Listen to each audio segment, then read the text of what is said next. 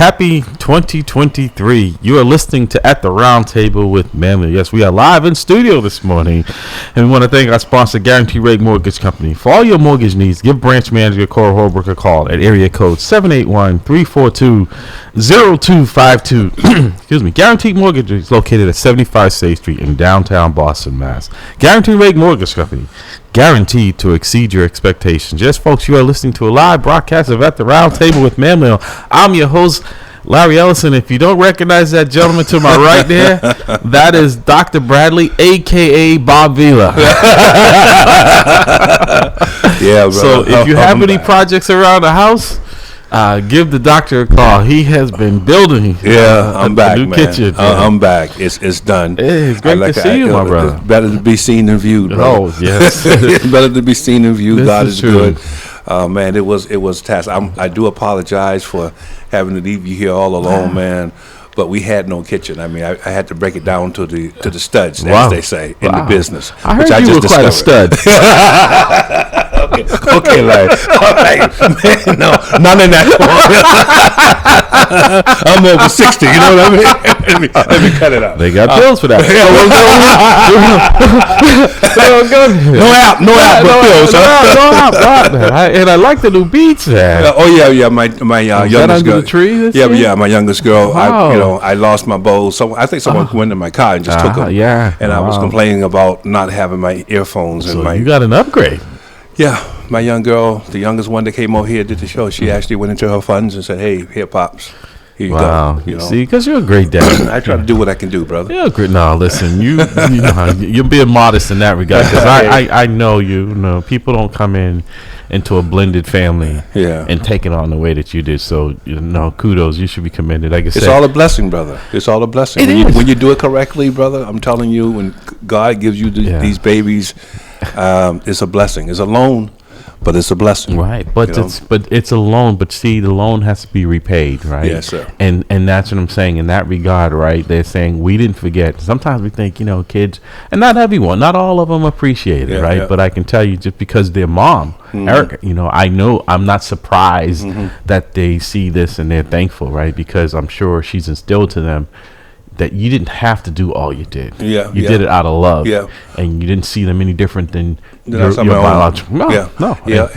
And now that they're women, you know what I mean? Right. They're looking at me on the other side of the table drinking, sipping on wine. Right. And I'm sipping on a soda pop. I don't drink with my kids. Right. You know what I mean? And they were like, I do appreciate this now that they understand, the ups and the peaks and valleys of relationships. And they're like, you did this, and I do appreciate it. So no, it's great. But it's great to have you back here. And speaking of back, good morning, Pastor Hobbs. Good morning. I see he's got nothing on his agenda today because he looks like us. He's casual Saturday. But he's casual, right? Yeah. But it's still a notch above. That's what I'm saying. It's a notch above. And you notice how we don't get in the same screenshot with him. No, we don't. Man. He's in here cleaning in the board of health. I mean, I just got a white cap here. He got a white cap with gold right. Come on, here I am. I'm thinking I'm the baddest guy in the building. Then this guy shows up. Well, see, when he turns a certain way, I should have brought my sunglasses. Guy, he hits that light just right. I mean, I got the automatic tense. No. Yeah, we are glad to be back here in studio. Like I said, the calling number here is 617-282-0685. 617-282-0685. A lot to talk about, Dr. Bradley. Oh man, do we? Oh my God. I was going through stuff last night and actually all week and just we'll talk about that. And then something else happened. We'll talk about that. We'll talk about this. We'll talk about that. But I do want to get into in the 8 o'clock hour. I want to talk about the city of Boston. And it's been over a year, and there's a lot of campaign promises, and that folks said they had answers to a lot of problems that seem to be still problematic. Mass and cash comes to mind, as well as the school system, and we've seen depending on whose numbers you're looking at, engaging crime. We're seeing. I can tell you from my perspective, from being on the front end of it, I am really troubled and concerned with the violence that young people are inflicting on themselves. It may not be with a gun, and some of it is sometimes with the firearm, but the physical harm that they are causing themselves, and not just themselves, but the assaults on staff members is just you know, like a 6-year-old child who shot a student, teacher. Yeah, I mean, well, we had a 7-year-old in Boston that came to school with a gun. Wow. You know, so we're not immune from it, and we've had staff and students shot in the schools here in Boston. So are you seeing an uptick in this behavior after the reform of the school police? Absolutely. Not just an uptick. I've seen where the reforms have, in some ways, in my opinion, handcuff the officers from intervention and prevention side of it, and dealing with these problems in a way to reduce. And I'll give you a perfect example that in the legislation changes that they were saying that, you know, before, if there was an issue and you needed to mediate it, you as a law enforcement could find an interested adult, i.e. being a guidance counselor, principal, or teacher, right? Someone interested in, and then you could try to sit down and mediate. With the reforms, you can't have that conversation without the parent present, which I don't have a problem with that, but I'm also realistic is that if the schools can't get them up there to deal with the problems with their kids, a lot in most instances, right, to come to the school on other matters that are dealing with that, how am I going to get them to come up there and sit down, have a sit down? And I'm speaking, you know, actually before we do this, may I respectfully suggest that we pray? Yeah, absolutely, yes, sir. Pastor. Prayer. I'm sorry. So, Father God, we thank you for your grace. We thank you for your mercy. We're grateful to know that you indeed are all powerful, all knowing, and a very present help in the time. And so, Father, we submit our lives in this broadcast to you. Be glorified through all that's said and done, and we count this as done in Jesus' name. Amen. Amen. And while we're in prayer, I want to offer our prayers and our condolences to Jeanette Atterbury's family, and and may she rest in peace. We don't have any information as of yet for her homecoming, but I know on behalf of our president, Dr. Jeffrey Lopes, and Mamleo sends out its sincere condolences to her family. Absolutely. I was sorry to hear that news. Yes. As well as one of my friends, Richie Caulfield, who was I did see that dispatcher. With me up in the communication center. He passed away. That's why I told folks, enjoy the day, because tomorrow, even today, is not promised. You never know. In a second. Yeah. But as I was saying before we pray, and not that prayer was an interruption, it's always a pleasant interruption. Absolutely. Always willing to acknowledge. Always room for it. Absolutely. I appreciate the law trying to include and put some pressure on the parent to be a part of this disciplinary process when it comes down with kids and trying to, you know, de-escalate or mediate some kind of solution. But my problem here is that there's no teeth behind it. You know, as a former director of climate and safety for Randolph Public Schools, one of my most excruciating, worrisome, painful, angry episodes was when one of my students was caught with a cell phone, all right, and he was actually accessing porn sites on the cell phone. I confiscated the phone, and the parent came after me. You know what I mean? Until I told her, hey, listen, you could be locked up with this. This is endangerment. Right. You know what I mean? Right. And so I think the law should encourage it, the parent to be a part of it, because oftentimes what happens, man, is that the parent looks to the school for a reprieve, for, you know, a break. Right. You know, I'm sending this child to you. Right. You know, you have to deal with the child. You know, so that's why I asked the question: have you seen an uptick since they did the reform? Because I think that's something that they should think about before they change the law. And that's the problem with legislators. A lot of times they're looking at it from a legislative perspective and not from a holistic. They're flying at 30,000 feet, and those of us on the ground, you know, it's interesting because they can fly it, but when you get on the ground, you need that person to direct you in, right? Exactly. And they don't. You communicate with that person until they're on the ground. Well, by then the plane is landed, right? So all they're doing is coasting you in. That's how I feel like they've passed this, and now I'm looking at this and I'm saying, okay, how do I implement this? How am I going to be effectively able to do my job, right, and help these young people? Because now basically it's a hands-off approach. We're back to reactive. I feel like I work in a grocery store. It's like clean up on aisle 7, clean up on aisle 5, you know, and because information is not shared in the way that it used to be when they had school police, now they're safety service personnel. They used to be able to provide information to us, just like you were the head of safety at Randolph. things got to you sometimes before they got out of control. And if they did, that allowed you at least to look into it and see if there was something you can do to head it off. Exactly. That doesn't come now. Usually, it's out of control. It's at the 1 or 2 what it was, and we could have been more proactive. It's now at a 9 and 10, or it's at the point where the only thing that's it's available is court involvement, because it's not something that I'm comfortable making the decision on when I'm looking at some of this violence, and I also have to take into consideration victims of crimes. Well, I think the problem again is that the parent has been removed from the equation. Well, Intentionally by the parent, him or her, or the law. Because there's nothing to force that individual to be a part of it. Right. And I think it's more aligned with trying to make the public school system a lower tier school. Yes. And for those students and those parents who are voting, who are in the right caste, they then go and can't afford to go to the private schools. They go into these charter schools, and they're getting a better education. So you're leaving people behind. Well, and I think that's intentional. Well, we have a news break here. We have to interrupt our just for 1 second, because we were remiss. Like I said, we want to say a hearty good morning. Well, it's a new year. We'll jump right into exactly it. Right. There's so much to talk to Brother Harry Scales and his lovely wife, Mr. and Mrs. Harry Scales. Brother Jamal, want to say good morning to him as well. And then we haven't been to Indiana in a while. So we have to say good morning to Brother Bridgeforth. Absolutely, good morning, brother. Down in Indiana. So, and also good morning to Sister Denise Reed. Yes. Denise Reed. I talked to, like I told you, I talked to her the other day, and I said, when you going to come join us? I know. And get, bring the crew back together. Yes. We have a lot of empty seats here, and give Pastor Hobbs a break. That's she said, what she said to me? What? You folks get up too early. No, now we get up too early. Now we get up too early. Yeah, I know she's already up, because Denise is an avid walker. She gets up and she and I told her I got to get her together with the girls before they go to college. It'll be soon. Exactly. But the 617-282-0685, 617-282-0685 is the calling number here this morning. We are live in studio, January 14th, 2023. I can't believe 2023 is already here.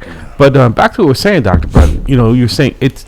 I wouldn't say the parents. Some parents have been removed from the process in a sense, but a lot of them have already been missing, and that's the problem I see. Is that because when I say an interested adult, that doesn't always instill that it's the parent, right? Yeah, I'm going to ask you what constitutes an interested adult. Though. Well, prior to this, it was someone that had an interest in the child's welfare, right? So a lot of times in these instances, the teacher, the guidance counselor, someone in the school knows the student a lot of times better, and they are dealing with the behavior that is in front of them, right? When the parent comes up and they've got to be briefed and informed, that's fine. I don't have a problem with that. But here's the problem: if the parent doesn't come up, the conversation doesn't take place. But the problem still has to be addressed. So something that you could have sat down with all the people involved and maybe got some type of mediation or resolution to the problem. If the parent is absent from that, I still have to take into consideration the victim of the crime, and the only other choice to force the parent in is through court action. Yeah. So, is there a where's the school counselor, the school psychologist, the school sociologist? Is that person a part of this conversation? Well, they are, but again, they can have a conversation with them. About that behavior, but from the criminal side of it, I can't be part of it. In the past, I could be part of it. Wow! Without the parent present, that's the change now. That's what I'm saying. In the reforms, I could have that conversation with all of those folks. Now they can have that conversation with that child. Still, it hasn't changed their engagement with them, but it hasn't changed the engagement of law enforcement with trying to resolve these issues. So oftentimes we our representatives write laws as if they're in a vacuum or something. They don't consult with other people like yourself to say, okay, we're thinking about putting this in law. Right. Do you think this is helpful? Was there any consultation with folks like yourself or association or the police department before writing? I mean, you may not know the answer to this question, but I would say if before writing something that sweeping of a change, you probably should work with people who are working input, in, right? And whether or not you take it, you utilize it, you can do what you want, but at least you have it, because the irony is that since then I have spoken to a lot of them, and they're like, "Oh, I didn't realize that." I said, "These are the unintended consequences." I don't think your intentions were ill, but you just didn't know. You didn't know what you don't know, right? And that was the law, right? Exactly. Because I've had instances where kids are trying to talk. I'm like, I can't talk to you. I can't have a conversation with you. Your parents I can't. They want to tell you this. I'm like, I can't have a conversation with you. And oftentimes, oftentimes, not to cut you off, but oftentimes in law enforcement, once you put the parent into the equation, it shuts down the source of information. The parent, students like, I'm not going to talk to you now. Right. But a lot of times, Dr. Bradley, the parents are leading the charge with this violence. In this, getting revenge.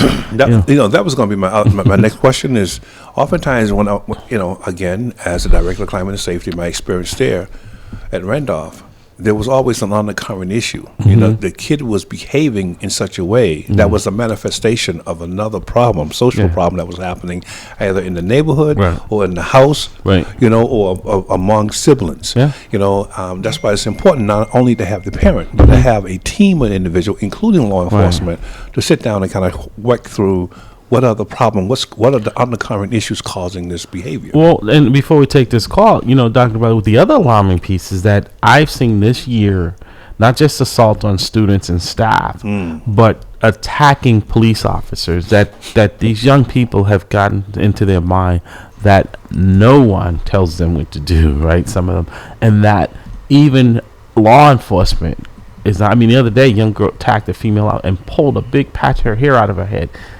And the assaults are almost on a daily basis in some instances, and that's alarming because you're kind of like that last defense. When you show up, everybody is expecting you to get order in place, right? Wow. And then that's not even a deterrent for them any longer. So we got a lot of problems here, and I don't know what the answer is, but I can tell you what was developed and what was intended. It's not working in the way that they thought it was going to be. That somehow, I'm like, okay, you've taken tools away that were useful, but did you not think that the behavior was going to continue? And that's the problem. Like, so now you still have the behavior as an issue, but we're not dealing with it. You don't have the tools. No. Good morning, caller. Welcome to the roundtable. Peace. Good morning. Happy New Year's. Jamal calling in. How you doing? Good morning, brother Jamal. How are you, sir? Happy New Year's to you as well. Good morning, brother. All right. Good to see y'all back together. Yes, sir. Good to be here, man. So, this thing, I think, like, inside the school almost needs its own kind of, like, internal justice system. Because, and it's a double-edged sword, because I get the people who say, they don't want the kids directly talking to police without an adult, parent, whatever it is, right? But at the same time, too, that also could be preventative. So, for instance, exactly right. What if the kid is trying to, give up, there's something going down after school or whatever? Or also, does that get in the way of, because y'all are mandated reporters, right? We are, but we also, we've worked with the courts, Jamal, right? My unit is specifically to address young people in schools in a different way, right? It is about mediation intervention, right?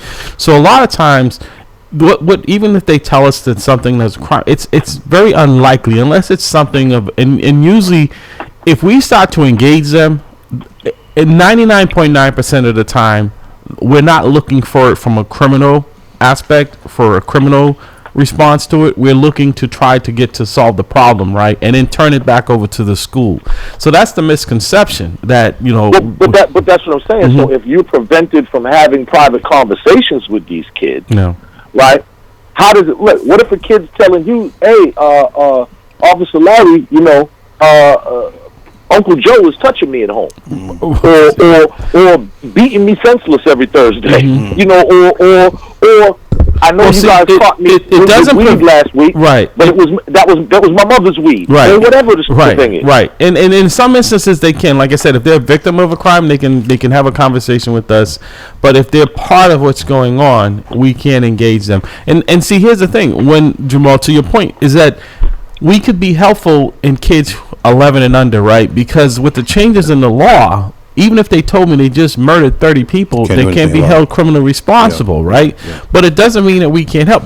We can't even have a conversation with that age group. Hold on. 11 and under, you can't be held criminally responsible. That's right. Under the age of 12, people? Under the age of 12, you are not responsible for your crimes. Right. If I could turn back time. Well, here's the thing to that point, Jamal. You cannot be arrested. Right. So exactly. So here's the thing. Some of these gangs and some of these folks are utilizing that age group to carry out the crime. Right. I mean, it's the same. I mean, that's been going on for years just with the drugs. Like, you hold these drugs because if you get busted, it wasn't like you going to get away. Right. But, you just going to go to juvie or whatever it is. Right. It ain't no big deal. So, yeah, that's been going on, by older, whether other young people or adults. And see, that's kind of my point. So by the fact of you getting access to these kids in school, you can see the kid who might be having food issues. You can see the kids who having hygiene issues. You can see the kids who are having, signs of depression or things that ain't going right at home. And to Dr. Bradley's point, generally when you have these kids who are acting out, this ain't happening in a bubble. There's something else going on there, and I think some of this might be prohibitive in terms of allowing folks who really give a damn, to be able to get involved and help these kids. And also, too, the unfortunate thing is, of course, everybody ain't Larry Ellison. Mm-hmm.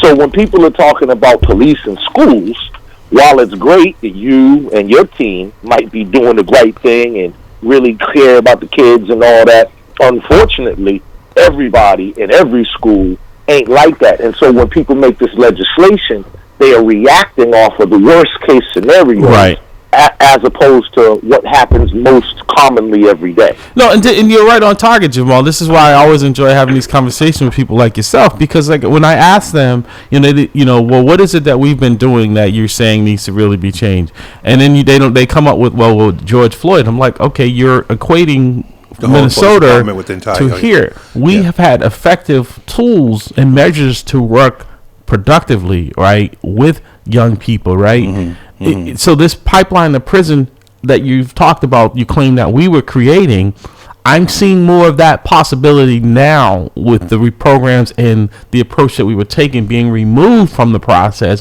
because we all know if you allow your children to have to just make decisions about, they'll have cereal for breakfast, lunch, dinner. They'll never brush their teeth. They'll never go to school, right? I mean, we're getting calls where a kid's not been in school for over a month. These are young kids, and it's a month before this information finally gets to us. Hey, can you go and do a well-being check and stuff?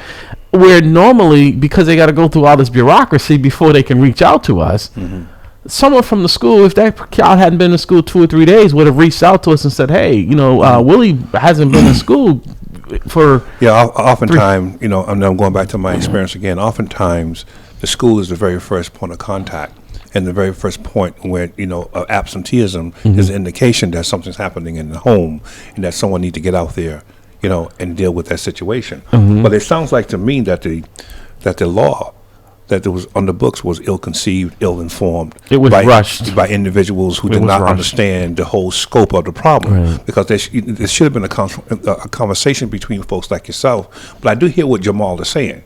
Oftentimes the law is in response to the bad actors on our side as police officers. But the majority of police officers, I would like to think, are not bad actors.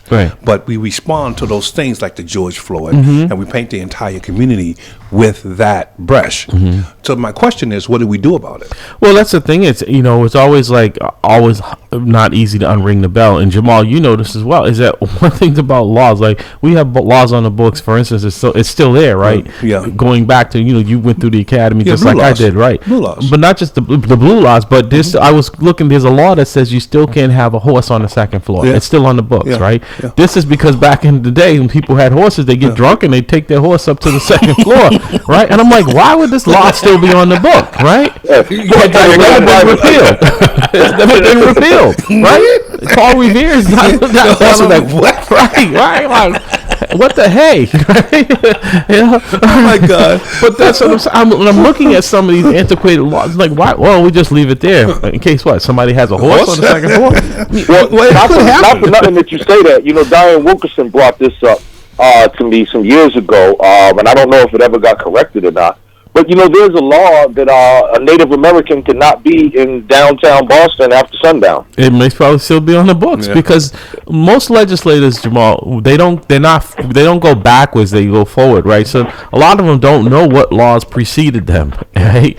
And then they're making, like, we have more gun laws in the Commonwealth, right? And every time something happens, we got to create. It's in my career, and Dr. Bradley, you're probably in the same boat. Very few people that I have encountered with firearms was the licensed owner of them. Right. That's consistent with my career as well. Okay, so all of these laws did not.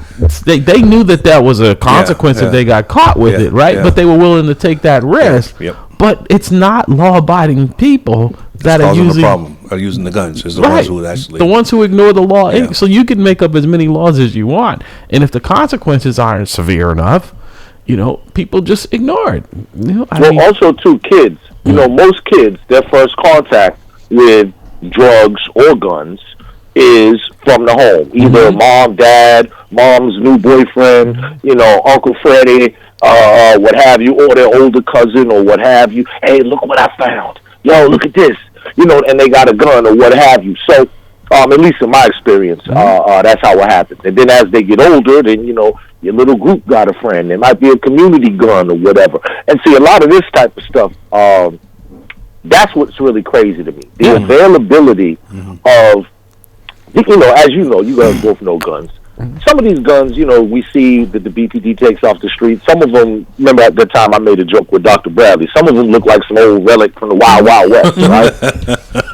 But a lot of those guns are actually really nice guns. And, and are pricey. Right. They cost, and to that point, Jamal, like Boston just had recently, I think it was early January, maybe late December, December 17th, I believe it was, where they had the gun buyback here, right? And they got like somewhere in the area of 35 firearms. A lot of these were nice firearms, but a lot of them were, as you alluded to, people who've had them in the house for a while, somebody passed away, or they were in there, and they didn't know what to do with them, and this allowed them amnesty to turn them in and get their gift card for them, right? But I don't think many of these folks who were committing crimes with them were waiting to get that $100 gift card. But I mean, any gun off the street is a victory, right? That's one less gun that will kill us. And to that point, Jamal, you were talking about with the 7-year-old who brought the firearm to the school, right, over there in Dorchester, which we were involved in. You have to ask yourself. Oh, you didn't know about that? No, I didn't. He had it in his bag all day long. Really? And he was telling one of his friends at the end of the day, and the teacher did the right thing, alerted, and we responded, and we recovered. I mean, to him, he probably thought this was a toy. That's why when you were talking about the 6-year-old in Newport, Virginia, I'm like, we averted it here, and he had no animosity for any of the teachers over there, unlike this child appears that he did. But we were facing the same situation, and we've had students shot in school. So how did he get access to the gun, though? Did he tell you that he's 7 years old? After that, he's being a 7-year-old. Yeah, I mean, but was it like a parent had access? Like in Virginia, the mother bought this gun legally. It is our belief that it came from a member. We don't know who. Yeah. But that's what I'm saying is that you're stuck with this situation, and you say, how do we get that? Because Jamal, I don't know if Dr. Bradley, you've seen it, the letter that the city councilors, several of them wrote, asking to have the school police back into the schools in Boston. They sent a letter to the mayor. It was the 4 white counselors who signed it. None of the counselors of color signed this letter, and they were asking for metal detectors to be back in the light of the the continued violence and the recent assault of another teacher who was trying to protect a student from violence that was brutally kicked in the head and is been dealing with some health issues from that, as well as the student that they're asking for. And these are not, I mean, You know, it's sad because, like I said, I was covering a basketball game last night at the Croc Center. They have metal detectors inside the Croc Center up there on Dudley Street. I did not know that. So when the kids go in there, or if you go in there to work out in the gym or to visit there, matter of fact, when I walked in and Jamal, you get a kick out of this. There's a security person at the desk there, and she's gonna tell me I need to put my gun and stuff into that little bucket and go through the metal detector. I said, "You joking, right?" She said, "No, you gotta go through." I said, "I'm not putting my gun in no. No, you're not taking my gun off. No." And she said, "Well, then humor me and put your keys in there." I said, "So." I put my keys in and I walk through with my gun. It's going to go off, not the gun, but the metal detector. Yeah, exactly. And if I give it to you, you're not authorized to have it. So then what am I going to do with you? Turn around and this is just bizarre. Yeah, lock you up. You got possession of a firearm in my presence. I'm saying all the kids that came in there, and we were there because of the violence that has been taking place at these sporting events. Every single night, that our presence was requested for this as additional security because of the problems that these kids like they can't even go and participate in a sporting event and watch the game.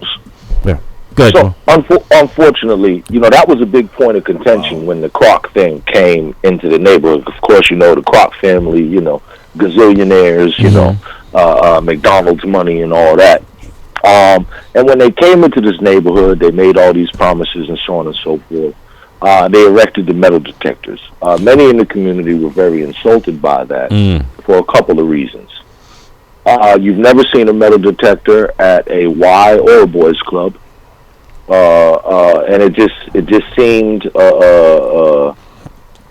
very separatist from the community. Second of all, I don't know. You should look into the rates for membership over there. You guys might be able to afford it. You might have to take out a loan. It's very much not priced, in my opinion. For the people that most of the people, the community's changing, but when it was originally erected, you're probably right. It was probably out of the price point, but it's under the guise of the Salvation Army, so they don't set a standard rate across the board for all of their facilities, or each one is independently operated. As far as I know, it is still a point of contention, both the pricing of the membership structure and the metal detector. People like myself, I have opted, since that happened, I don't go there. I've only had to go there 2 times for meetings that I had to be at. But yeah, I just choose to. I don't like it. It gives me a bad vibe. I don't really like that place.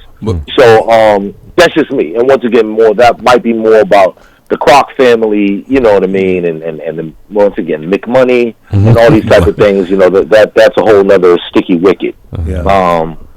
But yeah, their approach into the community was very kind of like when the Pilgrims came and set up a fort. It was like that. They didn't want too much contact with the natives. Well, that's the point.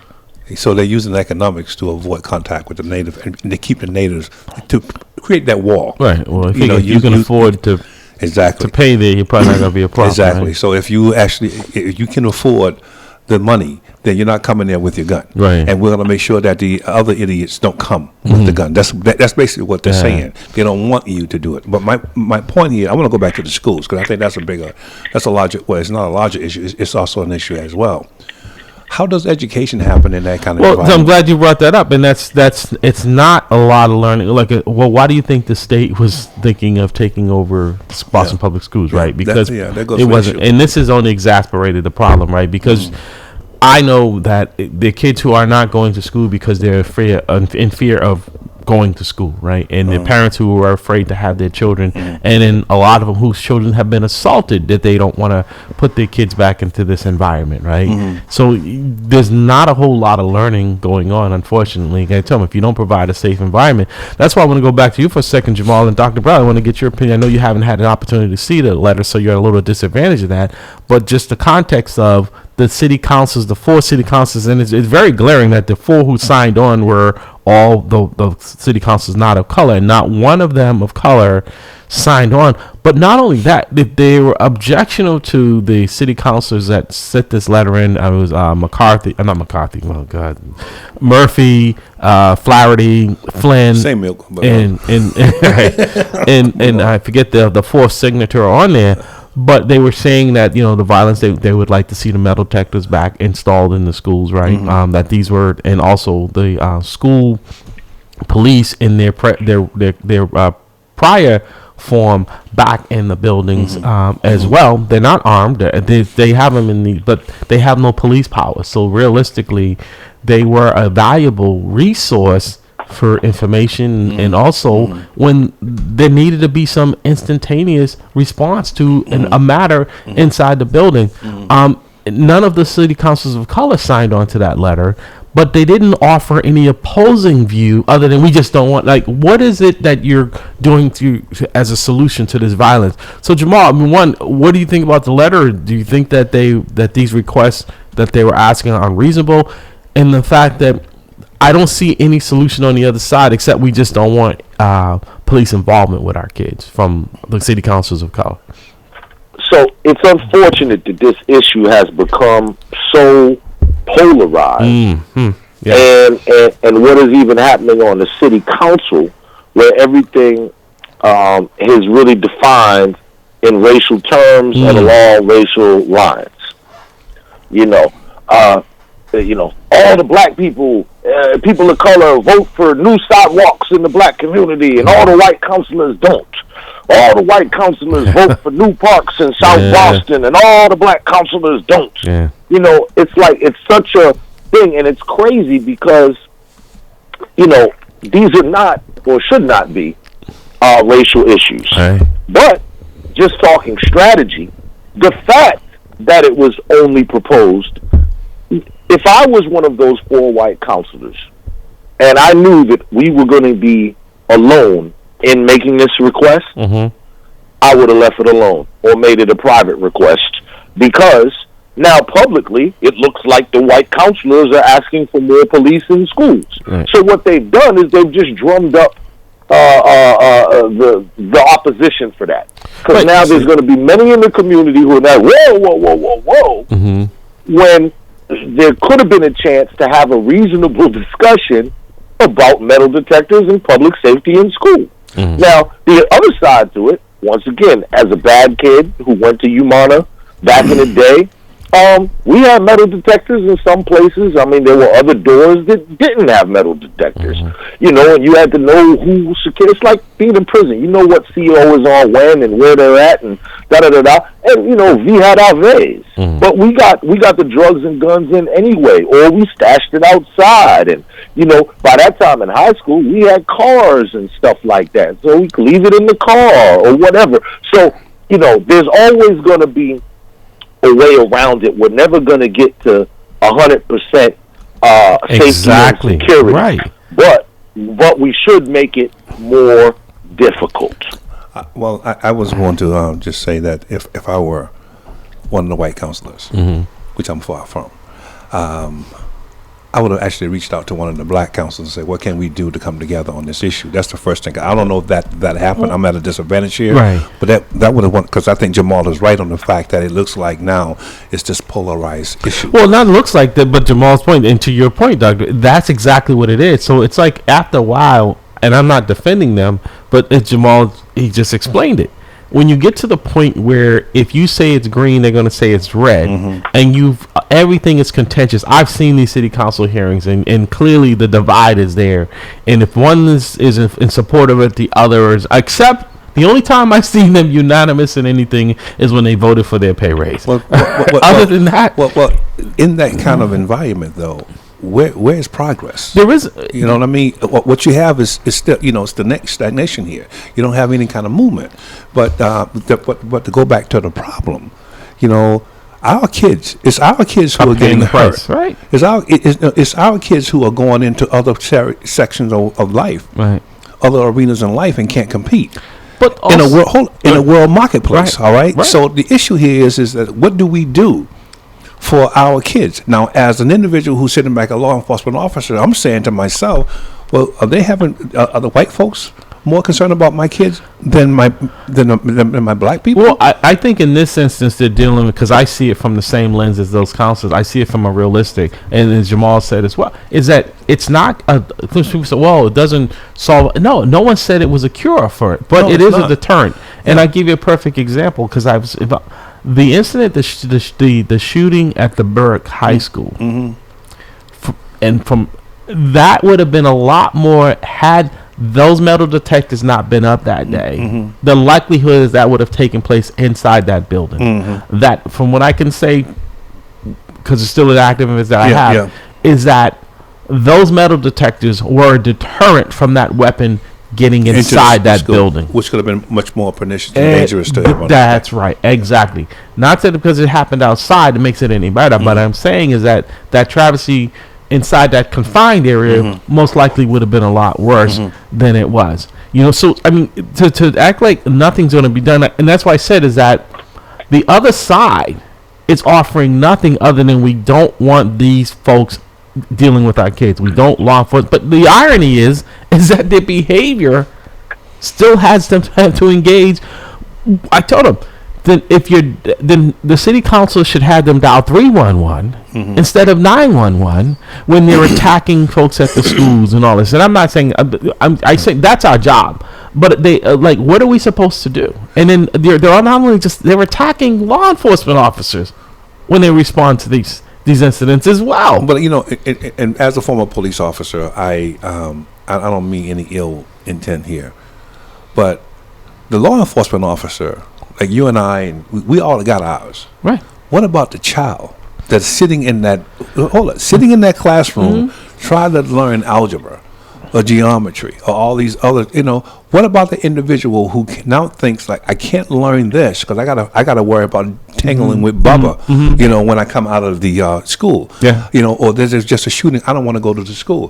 What about the individual who cannot or has not been selected for a charter school for whatever reason, now have to go to the Burke? Right, but here's the dirty little secret with the charter schools, Dr. Bradley. They are now getting just as bad because what's happened is they can only select from the young people that are in the BPS system. They've, over the years, the ones who didn't exhibit those behaviors have moved on. Now you're getting the ones who started early, right? And now they're of high school age, and now so you're not. There's no end to this, right? And so Jamal, I get my question to you is that, have you heard of any solutions other than we don't want the police involved with our kids from these folks? Because they've installed all these social workers who, again, when these kids are in a violent rage, they will not engage them until the police are still called. This is what the irony. I'm like, folks, you all claim you had these things in place to lessen involvement with police, but you're still calling law enforcement for 6-year-olds and 7-year-olds who are out of control. I'm in total agreement.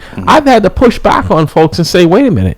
They've called our office. Can you send someone over here because this 7-year-old is out of control, who they know has an eye? And I'm like, wait a minute. I asked the lady, how many adults are already in the building? And then, what do you mean? I said, how many adults are already in there? Sending another adult over with a gun and a badge to somebody videotaping them encounter and trying to restrain this child is not going to be a good look. You all can that you should be dealing with. Them kicking me or another officer is not the answer.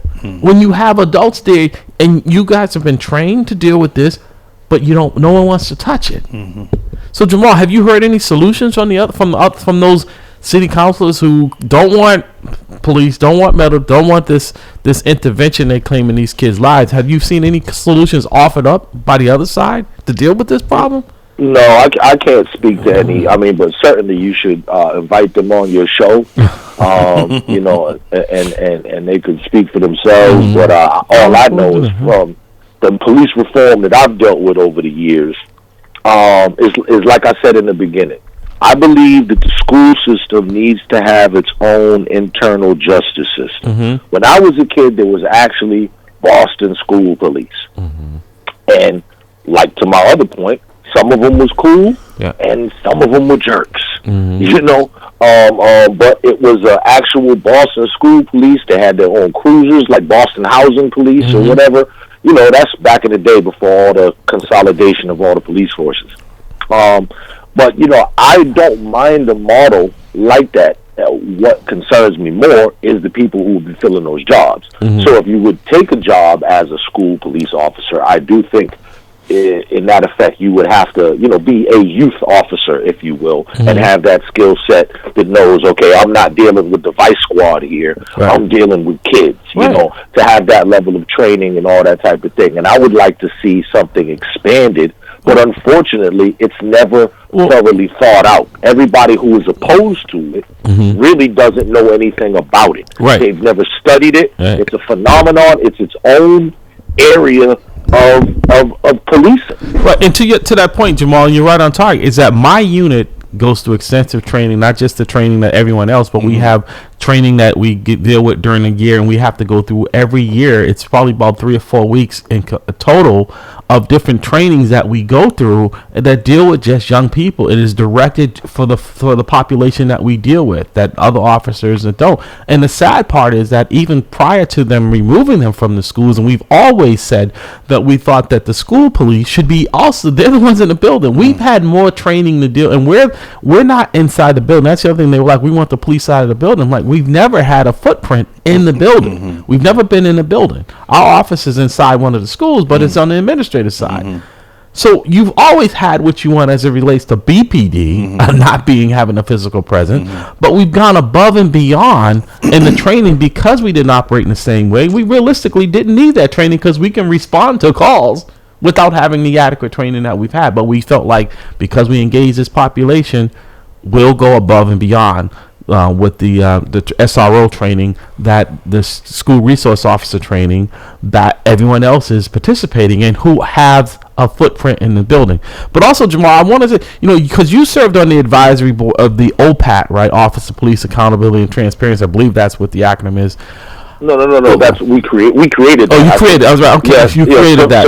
Served on the reform task force that created OPAT and all those other reforms. So did they touch on this area of policing? And I've heard very little from that. Now, I for full disclosure, I'm a commissioner on the Postal Police Oversight Standard and Training, and we have moved. Matter of fact, we've decertified quite a few officers. Most people, if they're paying attention, they haven't. We don't go out and publicize it, but it's there for the public to see. Statewide, right? Statewide, we have decertified. So we got started later than the OPAT. And I'm not sure exactly what their function has been. And this is not to disparage them, but I'm just unclear as to what role they're serving as oversight in the Boston. Yeah, I mean, a lot of people are asking that same question. Okay, so it's not just me. Okay.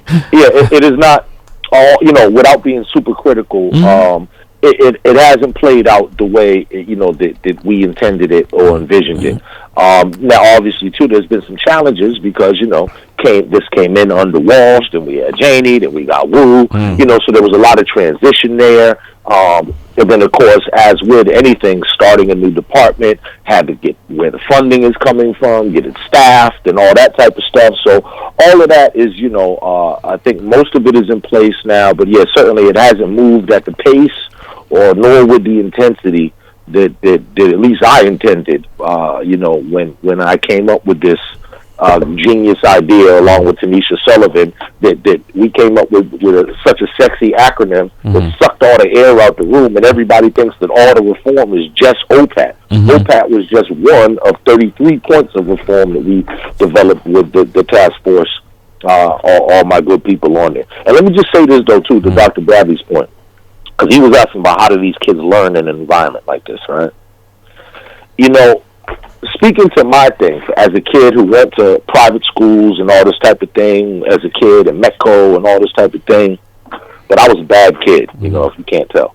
And I got kicked out of all these schools summarily. So it ended up that the only school that would take me was Boston Public Schools. When I ended up in the Boston Public Schools, boy, as it says in the Bible, the scales fell off my eyes. I was like, oh, my goodness. So, to this day, even when I went to RCC, they weren't even reading books that I read in the, 6th grade. In some of the other schools, private schools. Yeah, so let's think about something. It's a fantasy, book, movies now. But The Hobbit. Let's think about The Hobbit. Fantasy book.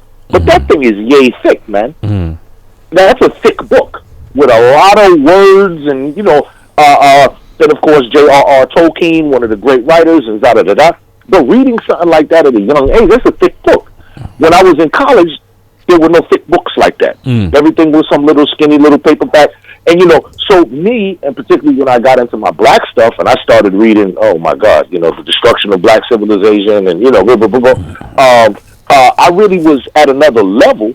And then in high school, I really realized these kids weren't learning anything. And so to that point, Dr. Bradley, if you were able to remove all of the threats of violence in and around school, to and from, we would still have the tragedy, the disgusting problem of the fact that these kids barely got books, or the books that they're reading are way below average grade levels. Before somebody said, how do you do algebra and geometry? We're lucky if these kids are getting algebra and geometry. Right. I mean, to that point, Jamal, you're making, and Dr. Bradley, is that most of the high schools here in the city of Boston are at level 4, and so they were already in the process of being taken over by the state, right? The Burke was in the academic pro. They've gotten off. But Madison Park, I think, is still at level 4. Brighton High School is in that same arena. So even these folks are pushing them out with diplomas. Jamal's point is right. He's correct.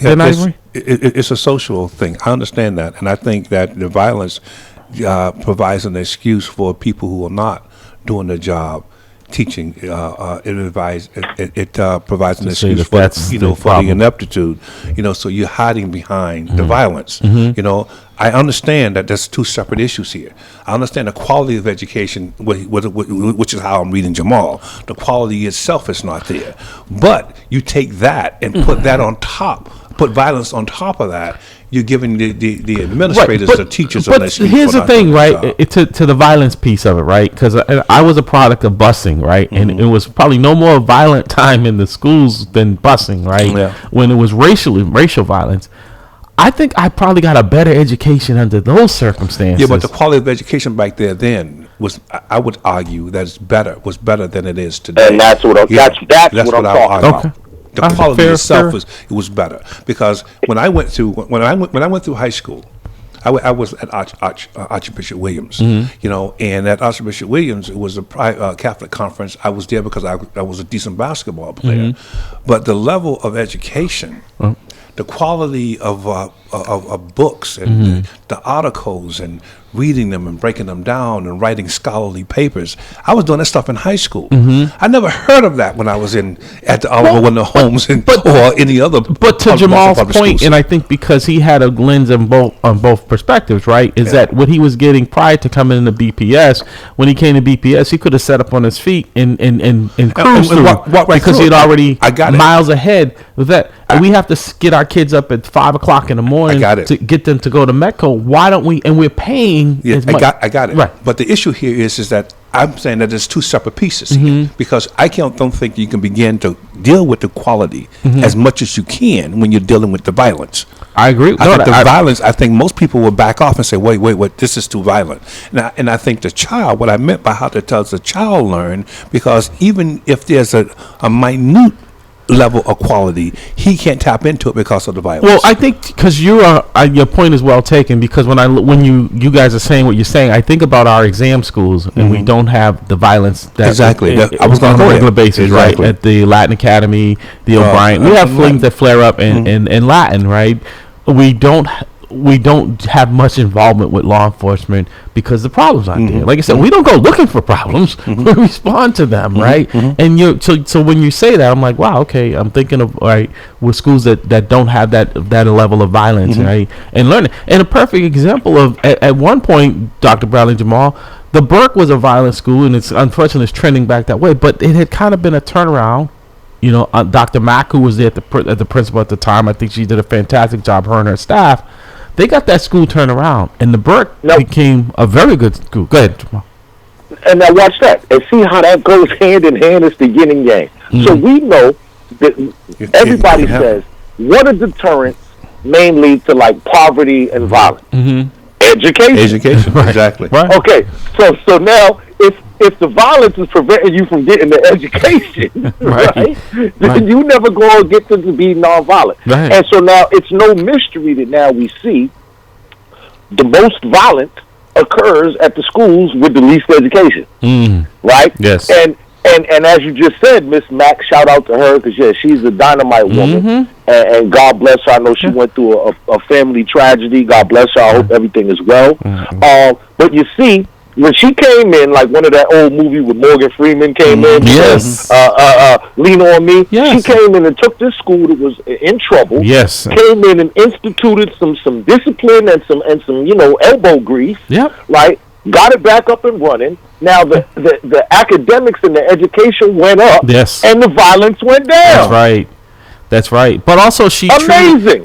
Because she worked with people like myself, which she saw me as a partner, as a resource, right? That happened to work for the police department. She didn't see me as a threat to those kids because she knew that was. But she also knew that if the kids needed safety, she could count on us to make sure that we were providing a safe environment for them because she knew that the education could not take place without it. You can't. I mean, you can't have education. And I think Abraham Maslow said it best. You know what I mean? You have to have security before you start improving yourself. Right. You got to feel secure. You got to feel like I'm okay. Right. I think we're running late. Yeah, we got a minute left, Jamal. We're going to continue this because we're going to also, because in our next segment, we're going to give the city of Boston a grade. You know, it's been over. It's been time. You know, and there were campaign promises. Well, in my grade book, they're not doing well. Well, we're going to give them a grade. So if you want to call back in and stick around, I don't want to put you on the spot, but let the folks. What is the grade you give the city of Boston as far as in the last year and a half, the little over a year? Mayor Wu has had an opportunity. She ran on fixing mass and cash. She ran on the education piece and public safety in those areas. Those were the top on the agenda. Where are we? I think it's a fair question, and I think we deserve an answer. You've been listening to At the Round Table with Memo. We're going to take our break, and we'll be right back.